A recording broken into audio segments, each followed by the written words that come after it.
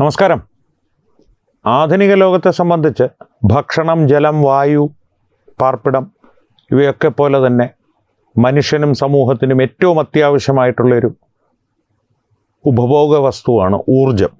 നമുക്ക് കാണാൻ സാധിക്കില്ല, പക്ഷേ അതില്ലാതെ ഒരു ദിവസം പോലും നമുക്ക് തള്ളി നീക്കുവാൻ സാധിക്കില്ല. വൈദ്യുതി ഇല്ലാതെ ഒരു മണിക്കൂർ ചിലവഴിക്കുന്നത് എയർ കണ്ടീഷനോ മൊബൈൽ ചാർജ് ചെയ്യാതെയോ അല്ലെങ്കിൽ നിങ്ങളുടെ ഇലക്ട്രിക് വാഹനങ്ങൾ ചാർജ് ചെയ്യാതെയോ സാധാരണഗതിയിലുള്ള ജീവിതം, എന്തിന് നിങ്ങളുടെ ഷർട്ടും പാൻറ്റും ഒന്ന് തേക്കുവാൻ പറ്റാത്തൊരു സാഹചര്യം പോലും ഇപ്പോൾ ആധുനിക ലോകത്ത് മനുഷ്യന് ചിന്തിക്കുവാൻ പോലും സാധിക്കില്ല. അതുകൊണ്ട് തന്നെയാണ് ഇപ്പോൾ നമ്മുടെ കേരളത്തിൽ പവർ കട്ടിനെ സംബന്ധിച്ച് വലിയ വിവാദങ്ങളും പ്രതിഷേധങ്ങളും ഒക്കെ ഉയരുന്നതും ഈ ഊർജ്ജത്തെ ചുറ്റിപ്പറ്റിയാണ്. ഈ ഊർജ്ജത്തെ ചുറ്റിപ്പറ്റി ഉള്ള യുദ്ധങ്ങളും വാദപ്രതിവാദങ്ങളും രാജ്യങ്ങൾ തമ്മിലുള്ള ബന്ധങ്ങൾ വഷളാവലും ബന്ധങ്ങൾ ഊട്ടിയുറപ്പിക്കലും എല്ലാം ലോക ചരിത്രത്തിൽ തന്നെ കഴിഞ്ഞ ഒരു 100-150 വർഷങ്ങളായി നടന്നു വരുന്നൊരു പ്രക്രിയയാണ്.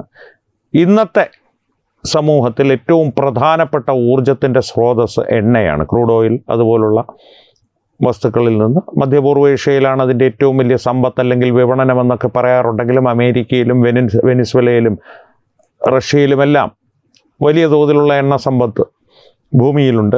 അതാണ് ഒരു പ്രധാന ഊർജ്ജ സ്രോതസ്സായിട്ട് ഇന്നത്തെ ലോകത്തെ മുന്നോട്ട് നയിക്കുന്നത്. എന്നാൽ ഈ എണ്ണയുമായി ബന്ധപ്പെട്ട് എണ്ണ അടിസ്ഥാനമായിട്ടുള്ള ഊർജ്ജ സ്രോതസ്സുകൾക്കെല്ലാം പരിസ്ഥിതി മലിനീകരണം, നമ്മുടെ ആവാസ വ്യവസ്ഥയെ വലിയ രീതിയിൽ ദോഷകരമായി ബാധിക്കുന്ന പ്രത്യാഘാതങ്ങൾ ഇതെല്ലാം ഉണ്ട്. കാർബൺ എമിഷൻ ആണെങ്കിലും മറ്റു പ്രശ്നങ്ങളൊക്കെ ആണെങ്കിൽ. അതുകൊണ്ട് തന്നെ ഈ ഊർജത്തിൻ്റെ ഒരു ഉപഭോഗം വലിയ രീതിയിൽ വർദ്ധിച്ചു വരുന്നത് നിമിഷം മുതൽ തന്നെ ക്ലീൻ എനർജിക്ക് വേണ്ടിയിട്ട്, ശുദ്ധമായ എനർജിക്ക് വേണ്ടിയിട്ട്, അതായത് പരിസ്ഥിതിക്ക് വലിയ ആഘാതമൊന്നും ഉണ്ടാക്കാത്ത ഊർജത്തിന് വേണ്ടിയിട്ടുള്ള ഗവേഷണങ്ങൾ തുടങ്ങിക്കഴിഞ്ഞിരുന്നു. എണ്ണയിൽ നിന്ന് ഊർജം നിർമ്മിച്ചെടുക്കാമെന്ന് കണ്ടുപിടിച്ച നിമിഷം മുതൽ തന്നെ ക്ലീൻ എനർജിക്ക് വേണ്ടിയിട്ടുള്ള ഒരു ഗവേഷണങ്ങളും തുടങ്ങിക്കഴിഞ്ഞിരുന്നു. കോൾഡ് ഡിഫ്യൂഷൻ പോലുള്ള പല പദ്ധതികളും ഗവേഷണങ്ങളുടെ ഭാഗമായി, ആണവോർജം ഗവേഷണങ്ങളുടെ ഭാഗമായി. ഒപ്പം തന്നെ കഴിഞ്ഞ 100 വർഷങ്ങളായി ശാസ്ത്രജ്ഞന്മാർ ശ്രമിക്കുന്നൊരു കാര്യം, ഈ ശുദ്ധജലത്തിലൂടെ വൈദ്യുതി സ്പാർക്കുകൾ, ഇലക്ട്രിക് സ്പാർക്കുകൾ കടത്തിവിടുമ്പോൾ വലിയൊരു സ്ഫോടനമുണ്ടാകും. അത് നീരാവിയായോ അല്ലെങ്കിൽ വെള്ളമാവിയായി പോകുന്ന തരത്തിലല്ല, ജലത്തിൻ്റെ കണികകൾ തെറിച്ചു പോവുകയും എന്നാൽ ആ തെറിച്ചു പോകുന്ന കണികകളിൽ ഒട്ടും താപമുണ്ടാവാതിരിക്കുകയും അത് തണുത്തിരിക്കുകയും ചെയ്യുന്നൊരവസ്ഥ പണ്ട് മുതലേ ശാസ്ത്രജ്ഞന്മാരെ അത്ഭുതപ്പെടുത്തിയിരുന്നു. കഴിഞ്ഞ ഒരു 100 വർഷങ്ങളായി അതിൽ നിന്ന് വലിയ തോതിലുള്ള ഊർജ്ജോൽപാദനം ഉണ്ടാക്കാമെന്നുള്ളൊരു തത്വം, തിയറി നിലനിന്നിരുന്നു. അതിനു വേണ്ടിയിട്ടുള്ള പരീക്ഷണങ്ങളെല്ലാം കാലാകാലങ്ങളായി നടന്നു വരുന്നു. പക്ഷെ ഒന്നും വിജയകരമായിരുന്നില്ല. കാരണം ശുദ്ധജലത്തിന് പകരം ഉപ്പുവെള്ളം ഉപയോഗിച്ചും ഒക്കെ പരീക്ഷണങ്ങൾ നടത്തി. ഉപ്പുവെള്ളം ഉപയോഗിച്ചപ്പോൾ നടത്തിയ പരീക്ഷണങ്ങളിൽ നിന്ന് 1971 മറ്റോ ഇത് ആദ്യമായി വീഡിയോയിൽ ചിത്രീകരിക്കപ്പെട്ടു ഈ പരീക്ഷണം. അതിൽ നിന്ന് തന്നെ ഉണ്ടായ പരീക്ഷണങ്ങൾ, തുടർന്നുള്ള പരീക്ഷണങ്ങളെല്ലാം അലൂമിനിയം ഫോയിലുകളിലൊക്കെ വലിയ രീതിയിലുള്ള ക്ഷതം സംഭവിക്കുന്ന രീതിയിൽ അത്രയധികം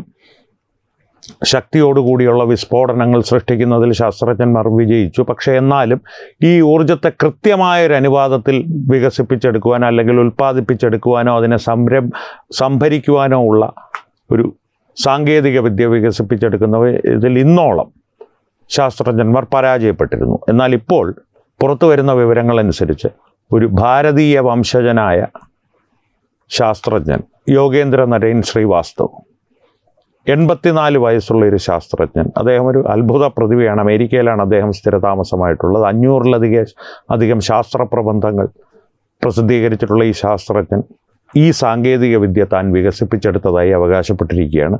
ആ അവകാശവാദം, അദ്ദേഹം ഒരു സാധാരണക്കാരനല്ലാത്തത് കൊണ്ടും ശാസ്ത്രലോകത്ത് അറിയപ്പെടുന്ന ഒരു പ്രതിഭയായതുകൊണ്ടും തന്നെ അദ്ദേഹത്തിൻ്റെ അവകാശവാദങ്ങളെ ഗൗരവമായിട്ടാണ് ശാസ്ത്രജ്ഞന്മാരുടെ സമൂഹം കാണുന്നത്. അതുകൊണ്ട് തന്നെ വലിയ സർവകലാശാലകളും വലിയ ഊർജ ഉൽപ്പാദന കമ്പനികളുമെല്ലാം അദ്ദേഹത്തെ സമീപിച്ചിട്ടുണ്ട്. ഈ വിഷയത്തെ സംബന്ധിച്ചുള്ള പ്രബന്ധങ്ങളും മറ്റും ഇനി തയ്യാറാക്കിക്കൊണ്ടിരിക്കുന്നു. ഈ വിഷയത്തിൽ കൂടുതൽ പഠനങ്ങൾ നടത്തുവാനുള്ള തീരുമാനങ്ങൾ പല രാജ്യങ്ങളും എടുത്തിട്ടുണ്ട്. അദ്ദേഹത്തെയുമായി ബന്ധപ്പെട്ട് തന്നെ അദ്ദേഹത്തെ മുൻനിർത്തി തന്നെ ഈ ഗവേഷണങ്ങൾ മുന്നോട്ട് കൊണ്ടുപോകുവാനുള്ള ശ്രമങ്ങൾ തുടങ്ങിക്കഴിഞ്ഞു.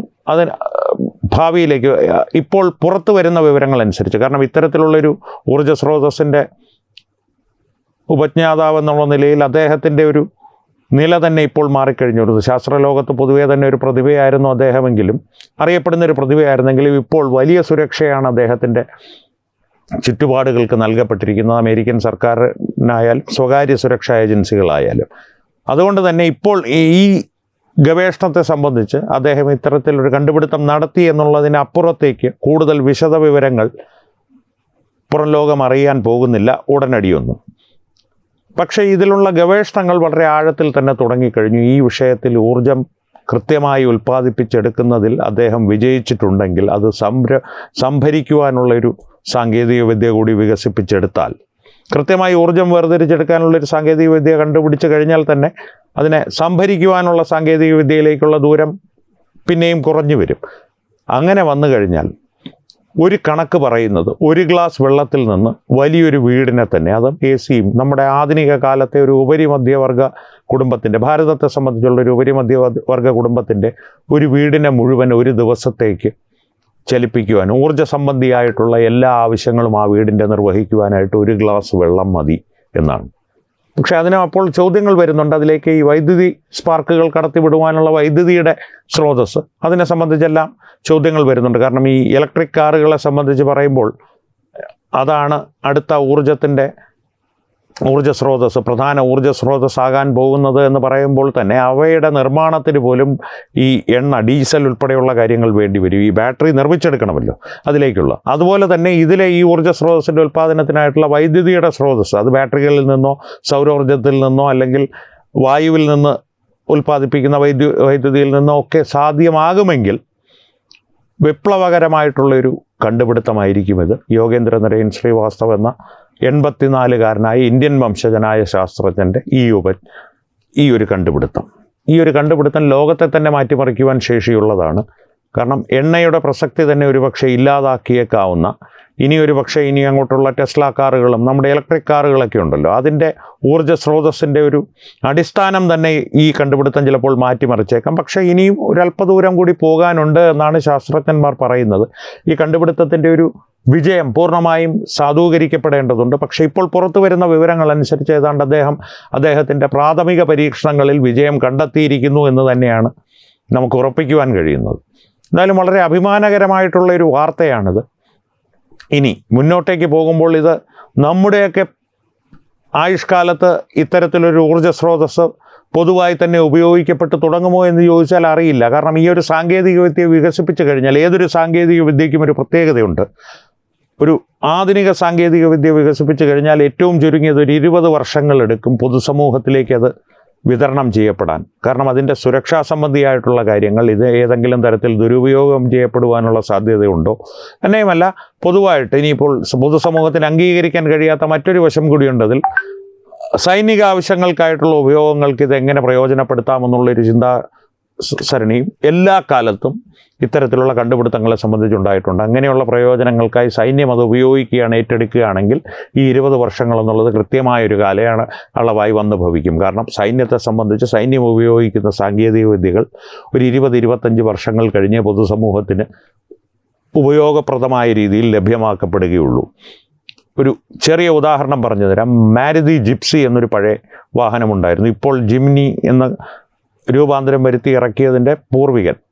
ആ ജിപ്സി വാഹനം ഒരു കാലത്ത് സൈനികർക്ക് വേണ്ടിയിട്ട് നിർമ്മിക്കപ്പെട്ട വാഹനമായിരുന്നു. എന്നാൽ പൊതുജനങ്ങൾക്ക് അത് ലഭ്യമായപ്പോൾ സൈനികർക്ക് നൽകിയിരുന്ന വാഹനങ്ങളുടെ അത്രയും ഒരു പവർ അതിന് നൽകപ്പെട്ടിരുന്നില്ല. കാരണം അതിൻ്റെ ഒരു കാര്യക്ഷമതയും ഒരു ശക്തിയും വളരെ വലുതായിരുന്നു അന്നത്തെ സാഹചര്യങ്ങൾ കണക്കിലെടുക്കുമ്പോൾ. പൊതുജനങ്ങൾക്ക് എത്തുമ്പോൾ അത് കുറച്ചാണ് നൽകപ്പെടുന്നത്. ഏറെക്കാലം കഴിഞ്ഞിട്ടാണ് സൈന്യം അത് ഉപയോഗിച്ച് തുടങ്ങി, ഏറെക്കാലം കഴിഞ്ഞിട്ടാണ് അത് പൊതുജനങ്ങളുടെ മധ്യത്തിൽ ഉപയോഗത്തിന് എത്തേണ്ടിയിരുന്നത്. പക്ഷേ അങ്ങനെ ആയിരുന്നില്ല മാരുതി അത് ചെയ്തത്. സൈന്യത്തിന് നൽകി ഏതാണ്ട് ഒരു 2-3 വർഷങ്ങൾക്കുള്ളിൽ പൊതുജനങ്ങൾക്കായി വിപണിയിൽ മാരുതി ജിപ്സി എത്തി, പൊതുജനങ്ങൾക്ക് വാങ്ങാവുന്ന രീതിയിൽ. പക്ഷേ ആദ്യത്തെ ചില മോഡലുകൾ ഈ പ്രശ്നമുണ്ടായിരുന്നു. കാരണം സൈന്യം ഉപയോഗിക്കുന്ന വാഹനങ്ങളുടെ അതേ ശക്തിയിൽ തന്നെയാണ് ഈ വാഹനങ്ങൾ പൊതുജനങ്ങൾക്ക് ലഭ്യമായിരുന്നത്.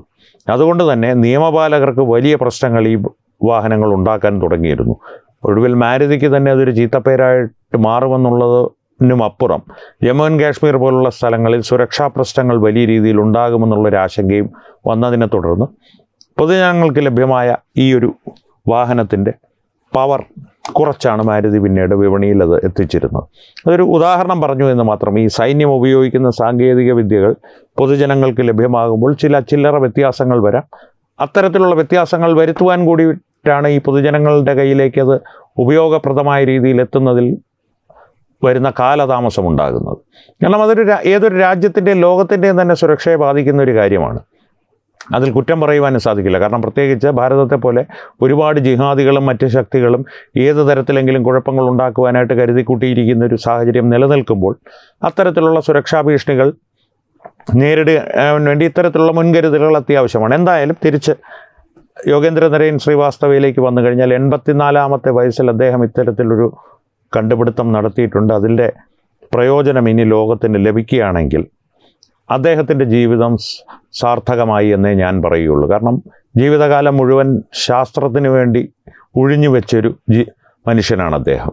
അദ്ദേഹത്തിൻ്റെ നല്ലൊരു കാലമെന്നല്ല, അദ്ദേഹത്തിൻ്റെ 12-ാം വയസ്സ് മുതൽ അദ്ദേഹം ഈ ശാസ്ത്ര ഗവേഷണ രംഗത്തുണ്ട്. 500ഓളം പ്രബന്ധങ്ങൾ വിവിധ വിഷയങ്ങളിൽ അദ്ദേഹം പ്രസിദ്ധീകരിച്ചിട്ടുണ്ടെന്ന് പറയുമ്പോൾ തന്നെ അദ്ദേഹത്തിൻ്റെ ഒരു കഴിവും ഒരു അതിനു വേണ്ടിയിട്ടുള്ളൊരു ആത്മാർത്ഥതയും ശാസ്ത്രത്തോടുള്ള ഒരു ആത്മാർത്ഥതയും നമുക്ക് ബോധ്യമാകുന്നതാണ്. അത്രയും ആത്മാർത്ഥതയുള്ളൊരു ശാസ്ത്രജ്ഞൻ ലോകത്തിന് ഉപകാരപ്രദമായിട്ടുള്ള ഇത്തരമൊരു കണ്ടുപിടുത്തം നടത്തി അദ്ദേഹത്തിൻ്റെ വേരുകൾ ഭാരതത്തിലാണ് എന്നുള്ളത് നമ്മെ സംബന്ധിച്ച് വളരെ അഭിമാനകരമായിട്ടുള്ള ഒരു കാര്യമാണ്. ആകെയുള്ളൊരു വിഷമം അദ്ദേഹത്തിൻ്റെ ഗവേഷണങ്ങൾ ഭാരതത്തിലല്ല നടന്നിരുന്നത്. അത് അദ്ദേഹത്തിൻ്റെയോ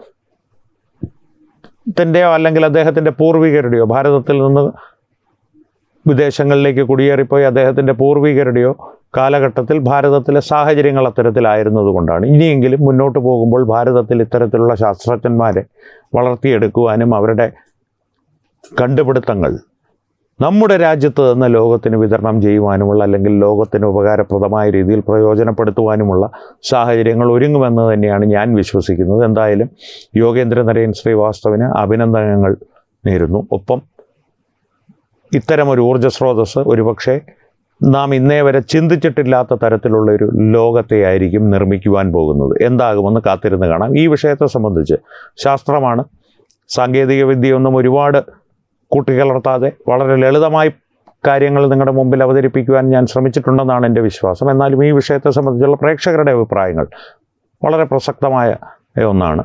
അവ കമൻറ്റുകളിലൂടെ ഞങ്ങളുമായി പങ്കുവയ്ക്കുക. ഒപ്പം വീഡിയോ ലൈക്ക് ചെയ്യുക. പരമാവധി നിങ്ങളുടെ പ്രിയപ്പെട്ടവരുമായി ഇത് ഷെയർ ചെയ്യുക. ഏറ്റവും പ്രധാനപ്പെട്ട കാര്യം, തത്വമയി ന്യൂസിൻ്റെ യൂട്യൂബ് ചാനൽ തീർച്ചയായും നിങ്ങൾ സബ്സ്ക്രൈബ് ചെയ്തിട്ടുണ്ടെന്ന് ഉറപ്പുവരുത്തുക. അപ്പോൾ ഈ വിഷയത്തിലും മറ്റു വിഷയങ്ങളിലും സംവാദങ്ങൾ തുടരട്ടെ. പുതിയ കണ്ടുപിടുത്തങ്ങൾ ജനോപകാരപ്രദമായി കൂടുതൽ ഉണ്ടായി വരട്ടെ. വീണ്ടും കാണാം. നന്ദി, നമസ്കാരം.